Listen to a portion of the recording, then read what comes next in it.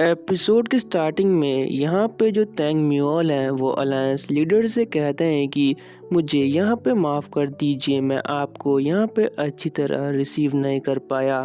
तो आगे से अलायंस लीडर कहते हैं कि नहीं, इतनी फॉर्मेलिटी की यहाँ पे कोई ज़रूरत नहीं है, तुम यहाँ पे कुछ ज़्यादा ही परेशान हो रहे हो। तो यहाँ पे जो क्लैन हेड है वो कहते हैं कि आपका शुक्रिया कि आपने हमें इस चीज़ के लिए यहाँ पे माफ़ कर चुका है, लेकिन मैं एक बात कह दूं कि कहीं आप यहाँ पे कुछ इशू क्रिएट करने तो नहीं आए हैं। जैसे ये बात तैंग होयुल सुनता है वो कहता है कि क्लैनेड, जैसे ही तैंग होयुल ये सुनता है वो कहता है क्लैनेड, क्या तुम्हारा दिमाग खराब हो चुका है? आखिर अलायंस लीडर यहाँ पे आए हैं तो तुम उनसे ऐसे बात कैसे कर सकते हो? ये तो हमारे लिए होनर की बात है कि अलायंस लीडर खुद चल के हमारे क्लैन में आए हैं। अलायंस लीडर भी यहाँ पे ये सब सुन रहे होते हैं। आगे से तैंग हुयुल कहता है कि अलायंस लीडर, आपका यहाँ स्वागत है, मैं यहाँ का चीफ स्कॉट हूँ। अलायंस लीडर भी आगे से कहते हैं अच्छा चीफ स्कॉट। फिर वो अपनी एनर्जी रिलीज करते हुए कहते हैं कि तुम्हें हमें इंटरप्ट करने की यहाँ पे कोई ज़रूरत नहीं, क्या तुम यहाँ पे समझ गए? और यहाँ पे तैंग हुयुल की हालत बहुत ख़राब हो जाती है और वो कहता है कि मुझे माफ़ कर दीजिए अलायंस लीडर। तभी यहाँ पे एमसी अलायंस लीडर से कहता है कि अगर आप यहाँ पे ऐसे ही एक्ट करते रहे तो मैं आपको यहाँ पे चाय भी नहीं पिला पाऊँगा।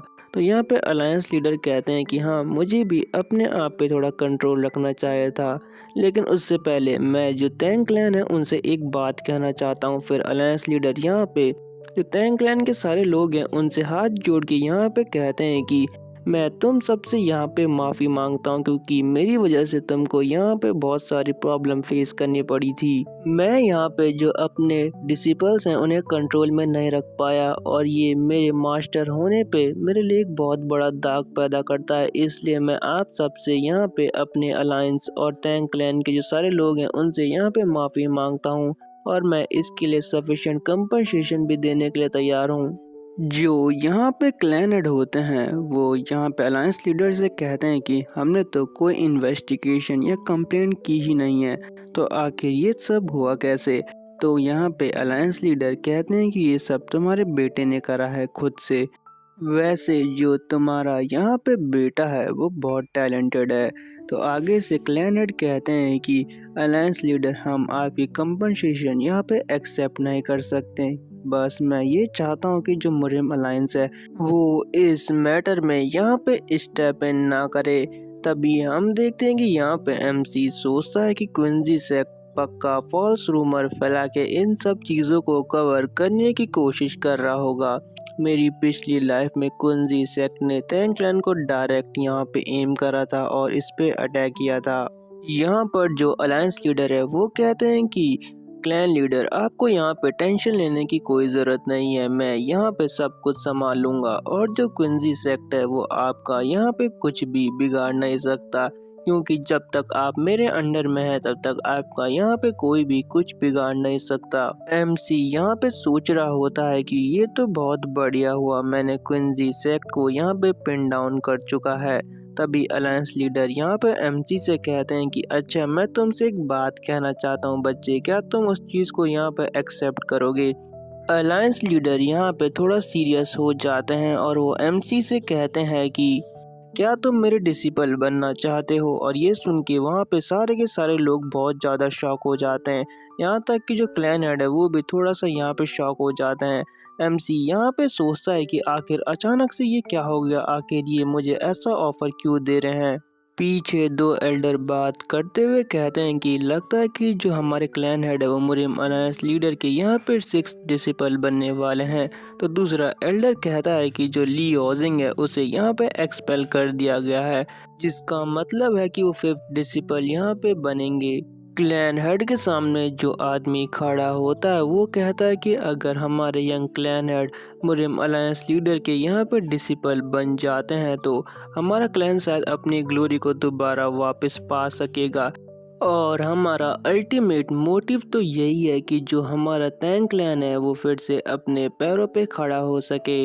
एमसी यहाँ पे थोड़ा परेशान दिख रहा होता है तो अलायंस लीडर आगे से कहते हैं कि अब जाके तुम अपने एज के बच्चों की तरह यहाँ पे व्यवहार कर रहे हो और ये देख के मुझे बहुत अच्छा लगा।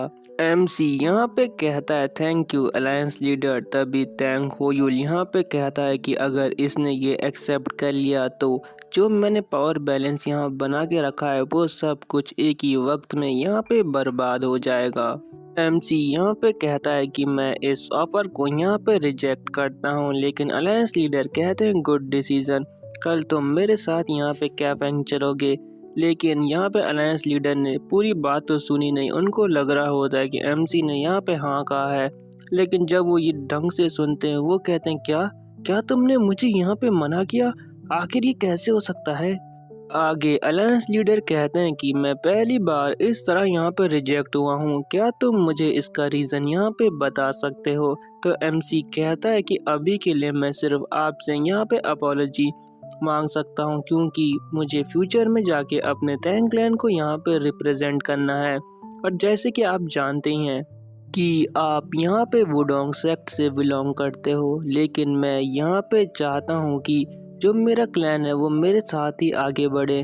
तो मेरी फाइनल विश ये है कि जो मेरा यहाँ पे मास्टर हो वो भी टैंक क्लैन से यहाँ पे बिलोंग करना चाहिए, ताकि जो मेरा क्लैन है वो यहाँ पे अपनी रेपुटेशन को वापस पा सके। और जब एमसी ये सब बोल रहा होता है तो उसके फादर और उसके बगल में जो आदमी खड़ा होता है वो हमारा एमसी को बहुत उम्मीद से यहाँ पे देख रहे होते हैं। अलायंस लीडर कहते हैं कि ये मुझे रीजनेबल आंसर लग रहा है। एमसी मन में सोच रहा होता है कि अच्छा है कि जो अलायंस लीडर है वो हर टाइम अपने गोल्डन आइज को यहाँ पे यूज़ नहीं करते। असल में जो मेन रीज़न ये है कि एमसी के जो अंदर है वो डेमोनिक एनर्जी का कोर है। अगर अलायंस या मुरिम अलायंस लीडर को यहाँ पे पता चल गया कि एमसी एक डेमोनिक पावर को यहाँ पे पोजेस करता है तो उसी समय वहाँ पे उसका काम तमाम कर देंगे, इसलिए एमसी उनकी पकड़ में ना आए, इसलिए वो ये सब अभी कर रहा है। अलायंस लीडर फिर से कहते हैं कि लगता है कि मैंने तुम्हें डिसअपॉइंट किया बच्चे, लेकिन इसके सिवाय मैं तुम्हारी यहाँ पे कोई मदद नहीं कर सकता। तो एमसी भी सेम ही कहता है, लेकिन फिर एमसी कहता है कि आपने मुझे बहुत कुछ सिखाया है, मैंने आपका प्रीवियस पाथ यहाँ पे फॉलो किया है। और यहाँ पे हम पास्ट में देखते हैं जहाँ पे एमसी ने जो अलायंस लीडर है उसकी टेक्निक को यहाँ पे ढंग से देखा था। एमसी कहता है कि जो आपके वुडोंग प्रिंसिपल हैं वो बहुत ज़्यादा बढ़िया हैं और मैंने उनको अच्छे से यहाँ पे नोटिस करा। आपकी यहाँ पे सिंगल स्ट्राइक में काउंटलेस ताइजी यहाँ पे निकल रही थी और ये देखना मेरे लिए गर्व की बात है। अलायंस लीडर यहाँ पे मन में शॉक हो जाते हैं और कहते हैं कि इस बच्चे ने वो सब कुछ यहाँ पे नोटिस कर चुका है। अलायंस लीडर फिर हंसते हुए कहते हैं कि अरे कितनी बेशर्मी की बात है कि तुम मेरे डिसिपल यहाँ पे नहीं बनना चाहते। और फिर वो यहाँ पे टैंक क्लैन के हेड से कहते हैं कि हेड तुमने यहाँ पे अपने जो क्लैन है उसके अंदर एक बहुत अच्छे टैलेंट को यहाँ पे पाला है और मैं इस चीज़ के लिए तुम्हें प्रेज़ करता हूँ।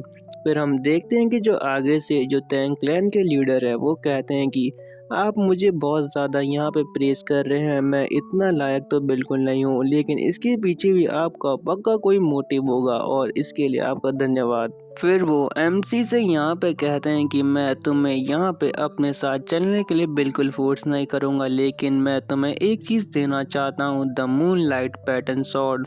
जो ये सॉर्ड है वो यहाँ पे कमाल की होती है। अलायंस लीडर यहाँ पे सॉर्ड को निकालते हुए कहते हैं कि मैं नेक्स्ट जनरेशन के लिए यहाँ पे कुछ करके जाना चाहता हूँ और उसकी शुरुआत यहाँ पे आज से होती है।